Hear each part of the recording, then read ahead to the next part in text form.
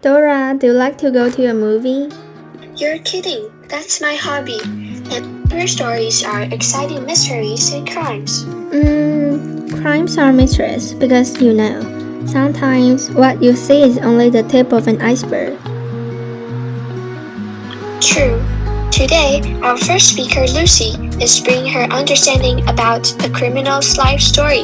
Let's welcome Lucy Tsai.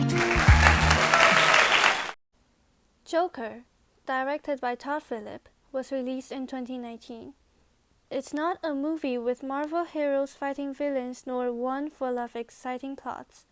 It was, however, a tragedy full of dramatic conflicts, meant to provoke the viewer's emotion as well as their reflection. The seemingly cruel, unforgivable violent behaviors are presented in light of the criminal state of mind. Good afternoon, ladies and gentlemen.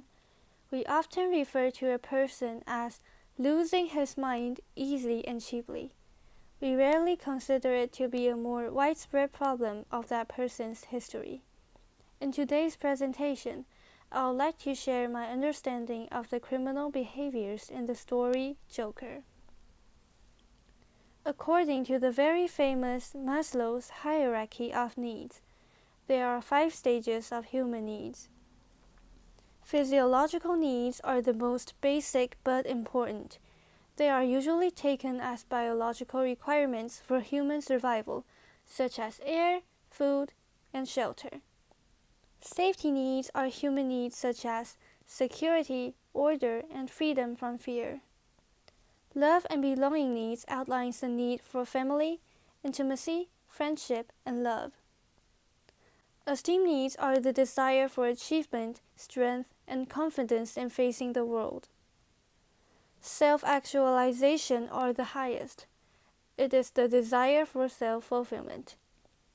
The protagonist, Arthur Fleck, committed 4 murders. The crimes happen to match respectively with different levels of needs. Let me share with you the story of Joker. In Gotham City lives Arthur Fleck, whose dream is to become a comedian. Arthur worked as a clown. He had mental illness and a laughing disorder that he couldn't control his laughter when seizuring. One day, his co-worker, Randall, gave him a gun but made him get fired. After that, Arthur killed 3 men on the subway because he was bullied by them.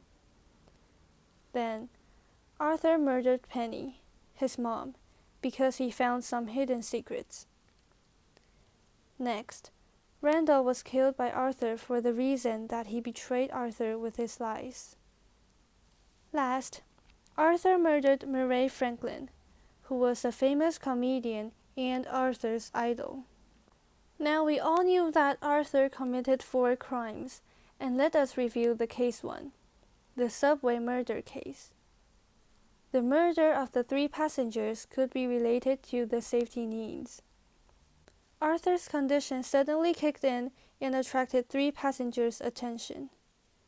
The 3 men came to make fun of him for his disability. From these mean words, we can know that Arthur was not only verbally bullied, but also physically bullied. His mental illness mainly got him into the receiving end of social cruelty. He couldn't bear any more and shot all of them to the ground with the gun Randall gave. Arthur didn't mean to attract anyone's attention, but his laughing condition made it hard to maintain a low profile in the society. Suffering from mental disorders led to Arthur frequently being bullied and insulted. His safety needs were not fulfilled. People laugh at the mentally challenged. Not only so, but they also use their fists to break them down. The public's disrespectful attitude and the misunderstandings toward the mentally ill to a level where the society has an unkind attitude toward the vulnerable groups. Now comes to case 2, the murder of Penny. The murder of Arthur's mother, Penny, relates to the love and belonging needs. Arthur accidentally found that he was not Penny's own child, but was actually adopted. Moreover, Penny's boyfriend used to abuse Arthur in his childhood. while Penny just stood by. Upon knowing all the truth, Arthur felt sorely disappointed and deceived. He lost his trust and love for Penny. The experience of childhood abuse led to him being misunderstood and bullied. He has great difficulties integrating into society. Plights left Arthur feeling less like part of the people. Fed up with lies and furious, Arthur suffocated Penny while in the hospital. It showed that people who had the most closeness with Arthur were being selfish and didn't show much careness about him. Arthur was not satisfied with his love and belonging needs. Next, I am talking about Case 3, the murder of Randall. The murder of Randall could also relate to the love and belonging needs. In addition to disappointment, there was more anger in his mind which finally guided him to murder Randall. Randall appeared to be Arthur's co-worker and closest friend. He gave Arthur a gun out of good intention that he could protect himself. To Arthur, Randall was one of the few who released careness and heat for him. However, Arthur was fired due to being found carrying the gun while working. Randall betrayed Arthur. He denied it at the first moment that he gave Arthur the gun and made up lies. As being someone extremely selfish, the actions Randall took were mainly beneficial for his own. Randall is only a false friend who has a good relationship with Arthur on the surface. Arthur's need of love and belonging were not satisfied. Finally, here comes the last case, the murder of Murray. The murder of Murray could coincide with esteem needs and self-actualization needs. Murray was always an idol Arthur highly admires. He gave Arthur the opportunity to dream of becoming a popular comedian. Arthur had his first time on stage, where his condition flared up and it almost led to the performance failure. Unexpectedly, Arthur saw that his laughing condition was used by Murray as a part of his own show laughing career. Murray made fun of both his laughing condition and his performance, which made Arthur overwhelmed and evoked great anger. All the respects were destroyed at the time. However, he took this opportunity to be on stage with Murray. Arthur's pride was wounded as Murray condemned his behavior and irritated him, which finally he couldn't bear and gave Murray a headshot right on the stage. He wants to be seen rather than constantly ignored by society, but his efforts were not recognized. Arthur was denied access to the need for esteem and self-actualization because of the society's ignorant and unpleasant attitude. The underprivileged group were isolated from society. But how? It was the result of the public's insensible and unconcerned frame of mind. Having hope on the readers to be aware of the social issues, sympathy and compassion should be given more to the vulnerables. If people showed further concern and tried to appreciate those who differ from us, conceivably, crimes like Arthur's in the movie may be averted in the society. Never believe that a few caring people can't change the world, for indeed, that's all who ever have. Thank you. I feel so sad after learning about the Joker's tragic life. Yeah, and he was really lonely and helpless. He needs professional help, like a doctor or a counselor, I think. Do you know we actually have a counseling office in school where we can seek for professional advice? Really? Vanessa is ready to tell us about the counseling office. Let's welcome Vanessa Lan. Good afternoon, ladies and gentlemen. My name is Vanessa. Before I start, I'd invite you to recall the positions there are in the class leading jobs. For example, each class will have a class leader, a vice class leader, a leader in charge of class hygiene, another in charge of discipline, and what else? Are you aware there's one with the title of counseling leader? Do you know he or she is supposed to do? Similarly, there are well-known or familiar departments or offices on campus taking care of various work in school. The Office of Academic Affairs works on teaching and learning, while the Office of Student Affairs takes care of students' activities and clubs. What on earth does the counseling office do? Do students take advantage of their service regularly and well, or at least do they know how to ask for help when in need? I was surprised when one of my friends replied to me that she did not know where the counseling office was after I suggested she look for advice from a professional school teacher. I started to wonder how many students in my school are like my ignorant friend, and how most students interact with this office. So, these are my research questions. 1. Is it true that students seek less professional help from the school counseling office than they are expected to? If so, why? 2. What can the counselors at school do to encourage students to seek help from the counseling office? To answer these questions, I've designed questionnaires. I add my research subjects within景美Girls High School students for the convenience of collecting data and conducting interviews. Although this is research with limitations, I hope it provides insights into how counseling work can help students. According to a survey done in Australia in the year 2016, this is the percentage of teenagers who seek help from the counseling office. And the next slide, this is the percentage of Taiwan's. This result comes from a research conducted by Dr. Chen in 2016.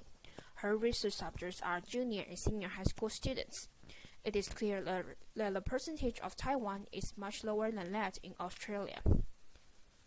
This graph also reveals that the Australian young people prefer their friends and parents to the school counselors when they need to seek help. It seems that Australian teenagers tend to seek help from people they are familiar with rather than professional school teachers. This phenomenon is also seen in Taiwan. According to previous research, it is found that students in Taiwan will turn to their friends or parents as their first option while facing hardships. Why do teenagers tend to choose a non-professional approach to solve their problem? Previous research also indicates that teenagers are worried that their private information will be revealed to others, so they don't trust the counselors and are reluctant to confide to them. Another reason for the reluctance is a fear of stigma. Students may be concerned about how other people will look at them if they frequent the counseling office. They might be labeled as problematic students in other sides. In the meanwhile, students may feel ashamed of themselves and thus refuse to seek for any help. They long for more professional help. Researchers have indicated that this self-consciousness is an important factor that prevents students from going into the counseling office. To investigate whether the above phenomenon takes place in my school, I designed a questionnaire and went to interview my fellow students. Out of 106 students in my research, only 19 students had experience of talking to a counselor in school. Obviously, the result of my case studies has conformed to those of previous research. Students really have a low willingness to go to the counseling office. As for students' projections about going to the counseling office, my questionnaire shows that 13% of the subjects believe they will have their private information or secrets revealed to irrelevant people, which is a devastating consequence of going to the counseling office.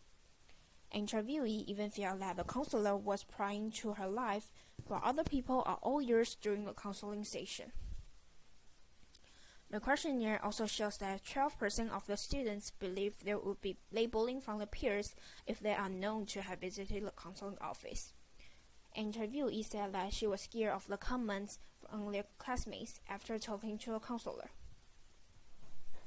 Again, this survey in景美Girls Senior High School confirms that the concern about stigmatization does exist, which will lead to the students' reluctance to go to the counseling office, together with the fear that privacy might be revealed and that others would be ill. These have been barriers for students to take advantage of the counseling services in景美. In my survey, I encouraged my subjects to contribute their ideas on how the counseling office can improve themselves.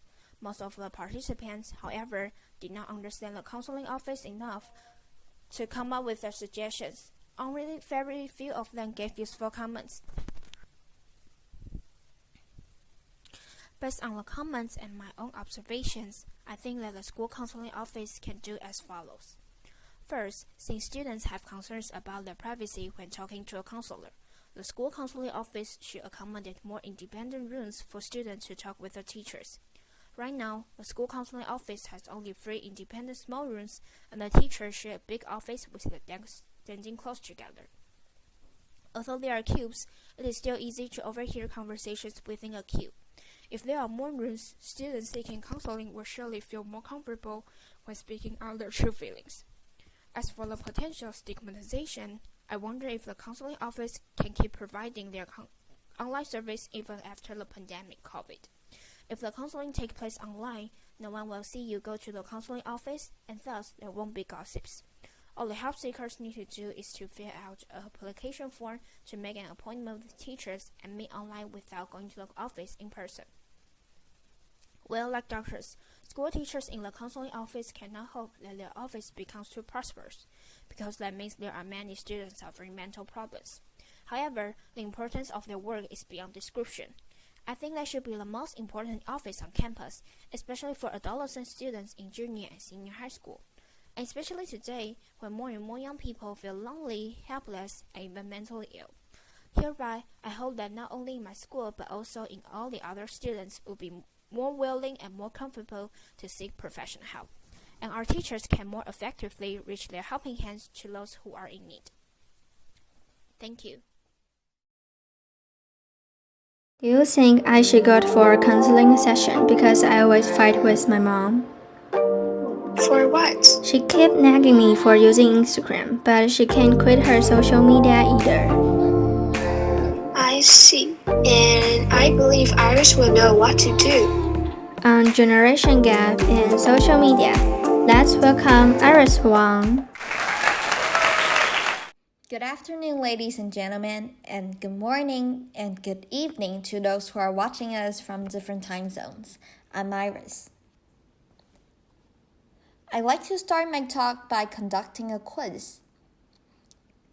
Please recall your habit of using social media on a phone. Do you use it mostly for the purpose of 1. Work or information exchange, or 2. Entertainment? Next, when you post 1. Short notice-like posts, or 2. Stories, or 3. You rarely post. Third, how often do you check your social media account?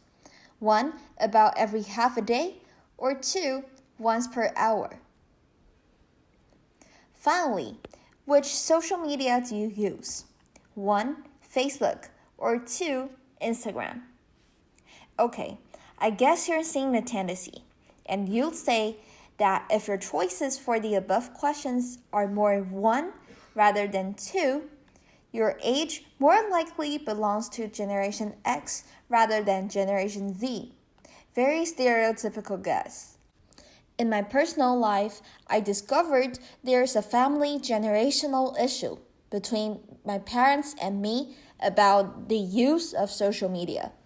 My parents, as a part of Generation X, use Facebook to contact with friends and coworkers. They also use it to search and collect information for work.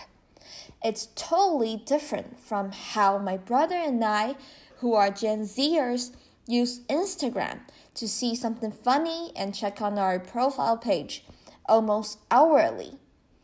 As a consequence of the different habit of using social media, we find ourselves and our parents constantly in disputes.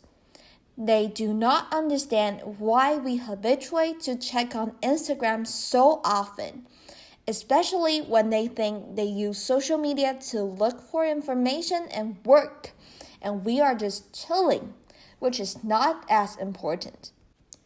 This is frustrating. I could not help wondering whether my parents' accusation on our social media use is true. I'd like to know whether different generations have different relations and perspectives on social media. which, without doubt, has been an indispensable part of every modern person's life. First and foremost, time is a concern. Based on my observation, most people in Gen X don't use social media until they do need it. The frequency is on average once per half a day, while most people in Gen Z use it once per hour. There sure is a distinct difference between the two generations. Then such an observation leads us to the next question. What do people mostly do on social media? Previous research indicates that people of Generation X are not used to broadcasting their personal life. Only 24% of them would compose and make posts on social media. They spend most of their time browsing others' posts on social media to keep in touch with friends or to look for information. In contrast to Gen Zers tend to kill time and pursue personal ways of entertainment rather than connecting with friends. However, my result doesn't look the same. As we can see, there's a great percentage of Gen X using social media to kill time. Notably, there are few people in Gen Z who regard themselves as using it to kill time. My data also shows that, besides for the sake of work, Gen Xers take advantage of social media to be entertained. As a matter of fact, most Gen Zers use social media to be entertained and keep contact with friends. In conclusion, we know that both generations use social media to be entertained. Yet more Gen Xers use it to kill time and work, while Gen Zers to be in touch with friends. So, why do my parents and those Gen Xers misunderstood that we were just chilling? The other difference between our parents and us is the social media we use. As for the social media we choose to use, according to demographics reports by Hootsuite and We Are Social, in the year 2021, users of Facebook are made up by 29.7% of those aged 13 to 24, and 27.4% of those aged 35 to 54. On the other hand, users of Instagram in the year 2021 of the two generation groups account for 37.1% and 24.1% respectively. In the meantime, it is noted that over 70% of Instagram users are under 35 years old. My own research shows a similar result that Gen Xers use Facebook more, while Gen Zers use Instagram more. Considering the different layout design of Instagram and Facebook, the former more graphic and photo-friendly, while the latter accommodates textual information. No wonder why my parents and their generation would think of our usage of our social media as not as important as theirs. I am aware that the current research is insufficient to answer the questions about modern people's habit of using social media. I do find that the disputes between my parents and I cannot be simplified into an either-or choice between generations.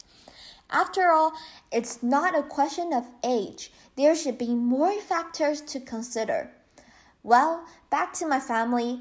I think I can now convince my mom that I do use my phone to do research, as their peers also need entertainment and chilling sometimes. Thank you. Every week, we attend interesting lectures presented by famous speakers. Those speakers include college professors, artists, writers, journalists, anchors, diplomats, and movie directors. Through these inspiring stories of speakers' life experience, we have gained different perspectives on life and a whole new point of view on values.